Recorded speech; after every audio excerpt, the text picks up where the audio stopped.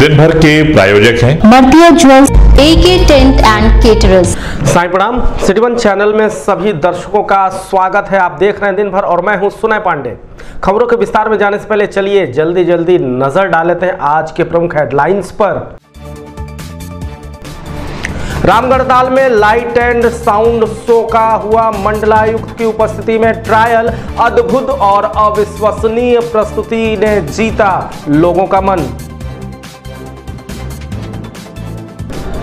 जनता में सुरक्षा का एहसास कराने के लिए पुलिस ने किया फ्लैग मार्च। बेखौफ होकर करे मतदान, सुरक्षा के साए में महफूज है आवाम। सीओ कैंट की अध्यक्षता में आयोजित की गई सभी चौकी इंचार्जों के साथ क्राइम मीटिंग।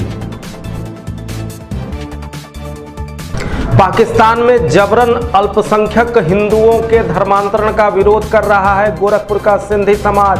पाकिस्तानी प्रधानमंत्री सहित विदेश मंत्री का भी फूका पुतला। मनाया गया हनुमान प्रसाद पोद्दार का 48वां तिरोधार दिवस। भजन कीर्तन के साथ याद किए गए भाई जी। गोरखपुर जोन का सबसे पहला खुला सीएनजी रिफिलिंग स्टेशन। प्रदूषण मुक्त और किफायती ईंधन मिलने से लोगों ने जाहिर की खुशियां। डाक कर्मियों का आयोजित हुआ महासम्मेलन। डाक कर्मियों की समस्याओं पर किया गया विचार।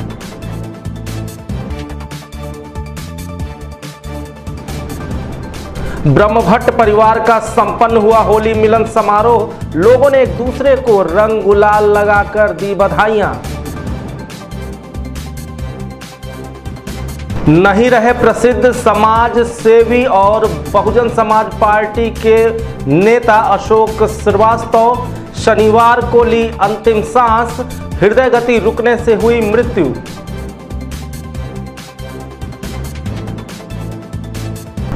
वरिष्ठ पत्रकार जगदीश नारायण श्रीवास्तव की आयोजित हुई श्रद्धांजलि सभा। विश्व हिंदू परिषद के गोरखपुर विभाग की आयोजित हुई बैठक। आगामी 3 माह में होने वाले कार्यक्रमों पर की गई चर्चा।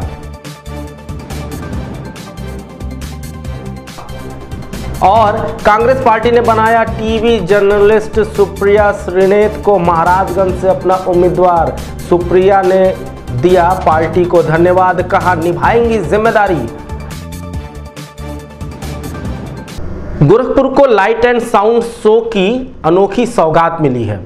रामगढ़ताल में ये जल क्रीड़ा अपने आप में बहुत ही अनोखी है, क्योंकि पूरे उत्तर प्रदेश में केवल गोरखपुर में ही इतनी बड़ी वृहद जलराशि के बीच ये शो किया जा रहा है। इस शो को देखने के लिए जहां एक और शहर के सैकड़ों लोगों ने अपनी मौजूदगी दर्ज कराई, वहीं पर गोरखपुर के मंडलायुक्त जयंत नलिकर भी मौजूद रहे, जिन्होंने पूरा शो देखा। दरअसल सिटी वन चैनल ने इस खबर को प्रमुखता से दिखाया था कि किस तरह से ये लाइट एंड साउंड शो आगामी 31 मार्च को होने वाला था और यही हुआ भी। आज इस लाइट एंड साउंड शो का ट्रायल किया गया।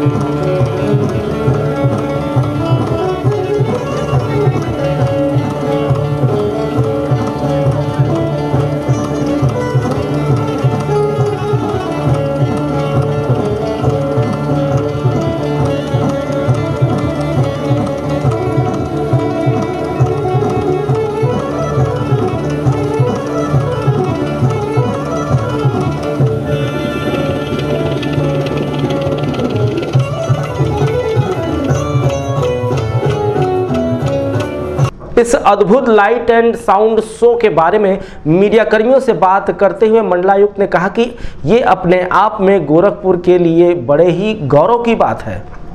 ये आज हमने जो मल्टीमीडिया फाउंटेन है उसका ट्रायल टेस्ट किया है और हमें जो तकनीकी विशेषज्ञ हैं उन्होंने बताया कि ऐसे कई इनको ट्रायल रन करने पड़ेंगे क्योंकि ये थोड़ी तकनीकी अलग है और मुझे ज्ञात नहीं है कि ये उत्तर प्रदेश में कहीं और भी है कि नहीं, बट ये बहुत ही पूर्वांचल के लिए मुझे लगता है एक अनोखा प्रयोग किया गया है और इसके लिए जो टीम मेंबर हैं वो सारे बधाई के पात्र हैं। लेकिन अभी इसमें कई बार इसका ट्रायल रन करके इसको सुदृढ़ किया जाएगा और तभी हम इसको पब्लिकली लॉन्च करेंगे। सर, आपने पूरा शो देखा है, आपका व्यक्तिगत अनुभव क्या कहता है? नहीं, बहुत अच्छा है, बहुत अच्छा है और आपके सहयोग से हम और भी आगे जाएंगे और भी जो विश्व स्तर की अच्छी चीज़ें हैं वो हम यहाँ पर लाना चाहेंगे और लोग उसका उपभोग करें और लोग देखें कि आज विश्व स्तर पर क्या हो रहा है। लोकसभा चुनाव को देखते हुए क्षेत्राधिकारी कोतवाली विपिन सिंह ने अपने सर्किल के तीनों थाना राजघाट, कोतवाली और तिवारीपुर के अलावा एसएसबी के जवानों के साथ बक्सीपुर से फ्लैग मार्च निकाला। ये फ्लैग मार्च बक्सीपुर होते हुए अलीनगर, जाफरा बाजार, मिर्ज़ापुर, मदरसा चौराहा, घंटाघर, रेती चौक, नखास चौक होते हुए वापस बक्सीपुर पहुंचा।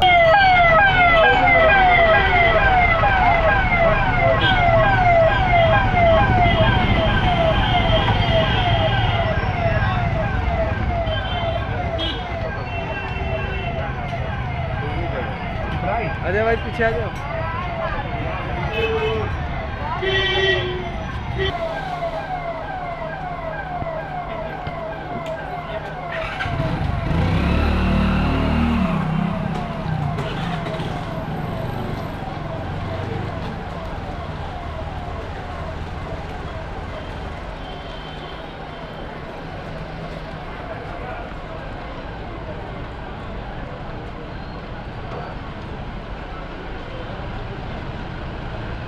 सीओ कैंट प्रभात राय की अध्यक्षता में एक क्राइम मीटिंग का आयोजन कैंट थाने में किया गया। प्रभात राय के अलावा इस मीटिंग में कैंट एसओ रवि राय और संबंधित चौकियों के सभी चौकी इंचार्ज मौजूद रहे। दरअसल इस मीटिंग का मुख्य उद्देश्य ये था कि आने वाले चुनाव के मद्देनज़र सभी चौकियों पर पूरी सुरक्षा की व्यवस्था बढ़ाई जाए और साथ ही आम जनता में पुलिस के प्रति ये विश्वास उत्पन्न किया जाए कि वो उनके साथ पूरी तरह से हैं। इसके अलावा जो हम लोग शहर में कहाँ पे ऐसे पॉइंट हैं जहाँ पर अलर्ट रह करके कभी भी चेकिंग करें जिससे अपराधियों को नियंत्रण स्थापित हो। आज कैंट थाना क्षेत्र के सभी चौकी इंचार्ज के साथ एक मीटिंग की जा रही थी। ये मीटिंग चुनाव को दृष्टिगत रखते हुए की जा रही है कि चुनाव के समय में और इस टाइम आचार संहिता के टाइम पे किस प्रकार हम लोगों के साथ व्यवहार करना है आचार संहिता के नियमों के तहत और किस प्रकार आचार संहिता का उल्लंघन होने पर क्या कार्रवाई करनी है। नंबर एक बात। नंबर दूसरी बात ये कि इस दौरान अपराध और अपराधियों पर नियंत्रण स्थापित करने के लिए हम लोगों को अपने थाना क्षेत्र के अंतर्गत क्या क्या कार्रवाई करनी है जिससे कि सकुशल पूर्वक ये चुनाव संपादित किया जा सके। और इसी प्रकार जो अपने थाना क्षेत्र के अंतर्गत जो और भी समीक्षा है अपराध से संबंधित इन सब चीज़ों के बारे में मीटिंग की जा रही है। पाकिस्तान में जबरन अल्पसंख्यक हिंदुओं का धर्मांतरण कर इस्लाम कबूल कराया जा रहा है।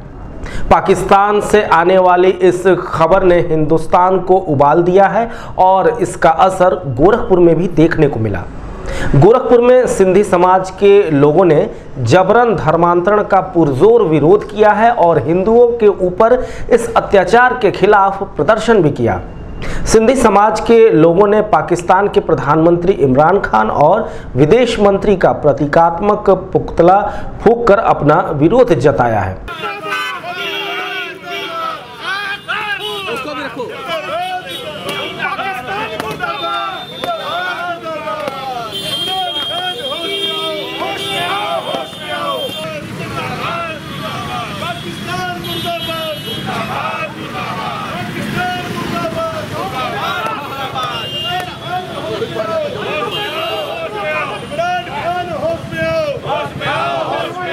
इस मौके पर मीडियाकर्मियों से बात करते हुए सिंधी समाज के नेता और वरिष्ठ पत्रकार रहे जीवंत मधवानी ने कहा कि इस तरह की घटना को बर्दाश्त नहीं किया जाएगा। आज पाकिस्तान में जिस तरह की शर्मनाक घटनाएं हो रही है, वो पाकिस्तान हमारे पुरखों की धरती, वो भगवान झूलेलाल की धरती, वो सिंध नदी, वो हेमू कालानी का बलिदान, वो मोहनजोदड़ो के खंडर हम लोग कैसे भूलेंगे। आज अखंड भारत का एक हिस्सा पाकिस्तान हमारा छोटा होना चाहिए, लेकिन उनके निशाने पे, उनके मुल्लाओं के निशाने पे हमारे अल्पसंख्यक, हमारी बेटियां और हमारी बच्चियां रहा करती है। मैं पाकिस्तान और राष्ट्रसंघ से पूछना चाहता हूं, अगर पाकिस्तान में 20 साल का नौजवान, 30 साल का बुजुर्ग, 50 साल का बुजुर्ग इस्लाम धर्म क्यों नहीं स्वीकार कर रहा है, तो मेरी बच्चियों पर ध्यान किस तरह जा रहा है। ऐसे में मैं राष्ट्रसंघ से अनुरोध करता हूं, विश्व के अन्य देशों से अनुरोध करता हूं, पाकिस्तान की कोई मदद नहीं होनी चाहिए। पाकिस्तान जिस तरह बारूद के ढेर पर खड़ा है, आज नहीं कल वो खुद अपने आप को भस्म हो जाएगा। परम श्रद्धेय हनुमान प्रसाद पोद्दार जी का 48वां तिरोधार दिवस मनाया गया। इस अवसर पर गीता वाटिका में सत्संग और भजन कीर्तन का कार्यक्रम आयोजित किया गया, जिसमें बड़ी ही भक्ति भावना से ओतप्रोत होकर लोगों ने अपनी हिस्सेदारी ली और भाई जी के जीवन चरित्र के विषय में चर्चा भी की।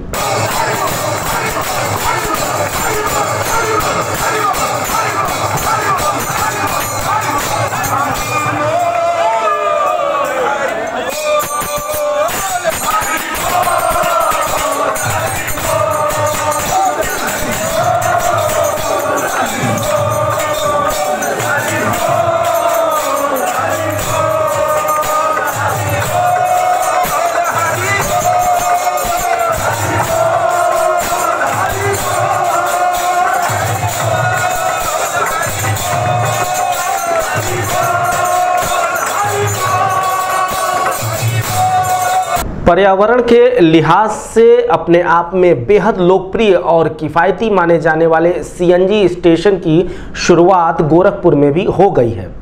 गोरखनाथ के चंद्रा पेट्रोल पंप ने जोन में सबसे पहले सीएनजी रिफिलिंग की शुरुआत की है। अब बाकायदा यहां पर सीएनजी किट भी ग्राहकों के लिए मौजूद रहेंगे और रिफिलिंग की व्यवस्था 24 घंटे मुहैया होगी। सीएनजी अपने आप में पूरी तरह से सुरक्षित और किफ़ायती ईंधन की व्यवस्था है। सीएनजी से चलने वाले वाहनों में जहां एक ओर प्रदूषण नहीं होता, वहीं दूसरी ओर ये पैसों के लिहाज से भी काफ़ी किफ़ायती होता है। गोरखपुर की जनता सीएनजी फिलिंग स्टेशन को पाकर काफ़ी उत्साहित है। इसके बारे में हमारे सिटी वन संवाददाता से बात करते हुए पेट्रोल पंप के प्रोपराइटर डॉक्टर दीपक चंद्रा ने अपनी खुशी जाहिर की। जी, पहला गोरखपुर का सीएनजी स्टेशन है ये, और अभी तक सारी सुरक्षा के मानकों की जांच वगैरह हो रही थी, जिसका अप्रूवल आज हो गया है और जल्द ही हम लोग इसका बिक्री भी अब चालू करने वाले हैं। गोरखपुर का पहला सीएनजी स्टेशन है और इसकी वजह से जितना पर्यावरण को हम लोग बचाना चाहें उतना बचा भी सकते हैं। उसी के रिस्पांस कैसा मिल रहा है? पब्लिक का बहुत अच्छा रिस्पांस है। पब्लिक सब लोग आके पूछ रहे हैं कि कब तक स्टार्ट होगा। गोरखपुर वासी बहुत उत्साहित हैं इसको लेके। वहीं दूसरी ओर सीएनजी रिफिलिंग स्टेशन के बारे में टोरेंट गैस कंपनी के जीएम एनएन तालुकदार ने कहा कि गोरखपुर की जनता के लिए ये किसी वरदान से कम नहीं। देखिए, पहले तो बताऊं कि ये जो सीएनजी पंप है ये गोरखपुर रीजन का पहला सीएनजी पंप है। दूसरा, जो इसमें सीएनजी का रेट रखा गया है 65 रुपये 90 पैसे प्रति किलो। इसके अलावा क्या है कि गोरखपुर में और भी सीएनजी पंप खुलेंगे। कंपनी जो टोरेंट गैस प्राइवेट लिमिटेड है वो इसमें सीएनजी के ग्राहकों को बेनिफिट देने के लिए जो भी पेट्रोल या फिर एलपीजी के गाड़ियां हैं वो अगर सीएनजी किट लगवाती हैं तो पहले 200 गाड़ियों में 5,000 रुपये प्रति गाड़ी का छूट देगी। वो 5,000 रुपये टोरेंट गैस खुद वहन करेगी। हमारे संवाददाता से बात करते हुए सीएनजी भरवाने आए एक वाहन स्वामी ने भी सीएनजी के गुणों का बखान कुछ इस तरह से किया। सबसे बड़ा लाभ ये है कि इसमें एवरेज जो है इसकी ज़्यादा है। इसमें लगभग जो है 1 किलो भरवाने पे लगभग जो है 25 से 26 किलोमीटर की दूरी ये तय करती है। सस्ता भी है पेट्रोल की तुलना में, तो उस हिसाब से कास्ट अपना निकाल सकता है आदमी जो है। जितनी दूरी जितना किलोमीटर चला उतना किलोमीटर का। डाक कर्मचारियों का अधिवेशन गोरखपुर के मुख्य डाकघर पर आयोजित किया गया, जिसमें बतौर मुख्य अतिथि उत्तर प्रदेश बार काउंसिल के सदस्य मधुसूदन त्रिपाठी मौजूद रहे। इस कार्यक्रम की अध्यक्षता राधेश्याम तिवारी ने की। इस अवसर पर डाक कर्मियों की समस्याओं के विषय में भी चर्चा आयोजित की गई। और जितनी भी योजना है भारत सरकार के द्वारा, डाक विभाग के अधिकारियों के द्वारा सारा फोकस हमारे ग्रामीण डाक कर्मचारियों पर आ रहा है। जितनी योजना भारत सरकार डाक विभाग में लागू कर रही है वो सारी योजना GDS के बल पे चालू की जा रही है। इसमें हमारे GDS भाइयों पर इस समय काफी दबाव है। मार्च महीना था, टारगेट को पूरा करना था। हमें पता चला कि यहाँ के SDI महोदय लोग जबरदस्ती टारगेट पूरा कराने के लिए प्रयास कर रहे हैं। हमने तुरंत PMG महोदय से इसका अनुरोध किया कि इस तरह की प्रक्रिया पर रोक लगाई जाए। टारगेट हमें पूरा करना है, हम टारगेट पूरा करेंगे, लेकिन हमें जो 4 घंटे का समय मिलता हम उसी में टारगेट को पूरा करेंगे, अन्यथा हम पूरा नहीं करेंगे। तमाम GDS भाई की समस्याएं थी कि भारत सरकार हमारा समय नहीं बढ़ा रही है, हमें 4 घंटा का वेतन मिलता है, हम 4 घंटा ही काम करेंगे, ये सत्य है।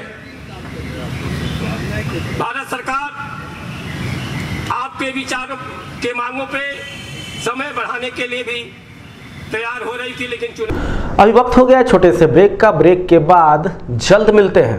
50,000 की गोल्ड ज्वेलरी की खरीद पर 10,000 की चांदी की पायलें या डायमंड ज्वेलरी मुफ्त। सरकारी कर्मचारियों के लिए अतिरिक्त छूट। मर्तिया ज्वेल्स, प्रथम तल, चलकल बिल्डिंग, गोलघर, टाउन हॉल चौक, गोरखपुर।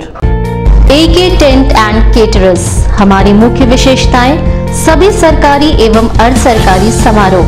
हमारी खासियत रैली, चुनाव, विवाह, कथा जैसे आयोजनों को भव्यता के साथ करना। हमारे यहाँ उपलब्ध है जर्मन हैंगर वाले pandal, sound, light, LED, VIP stage, flower decoration और स्विस कॉटेज। संपर्क करें अमरीश श्रीवास्तव 98390 16009 993559 90811।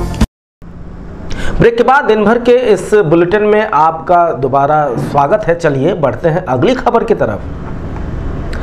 लंबी बीमारी के बाद समाज सेवक और बसपा नेता अशोक श्रीवास्तव का बीती रात निधन हो गया।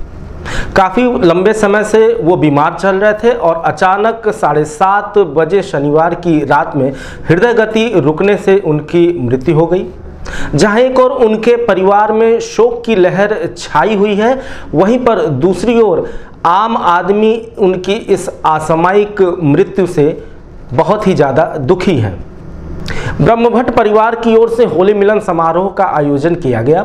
ये आयोजन आज़ाद चौक स्थित भट्ट भवन में किया गया, जिसमें भारी संख्या में भट्ट परिवार के लोगों ने शिरकत की, जिसमें मुख्य रूप से अध्यक्ष राजेश शर्मा मौजूद रहे। इस दौरान परिवार के लोगों ने एक दूसरे को रंग गुलाल लगाकर होली मिलन की बधाइयाँ दी। अतिथि साहब को बुला लीजिए भाई। हाँ, बुला लगा लीजिए, तब तक लगा लीजिए, सब लोग एक दूसरे को लगा लें। हाँ।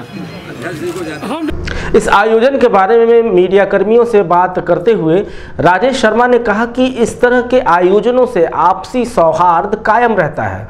वरिष्ठ पत्रकार जगदीश नारायण श्रीवास्तव की श्रद्धांजलि सभा का आयोजन गोरखपुर जर्नलिस्ट प्रेस क्लब सभागार में आयोजित किया गया। इस मौके पर श्रद्धांजलि सभा में कई पत्रकार मौजूद रहे, जिन्होंने जगदीश नारायण श्रीवास्तव के चित्र पर माल्यार्पण कर उन्हें श्रद्धांजलि दी। वो ये कि गोरखपुर का साहित्य संसार जिस पृष्ठभूमि पर अपने स्थापित करता है, वह पृष्ठभूमि जिन लोगों द्वारा निर्मित है, उसमें जगदीश नारायण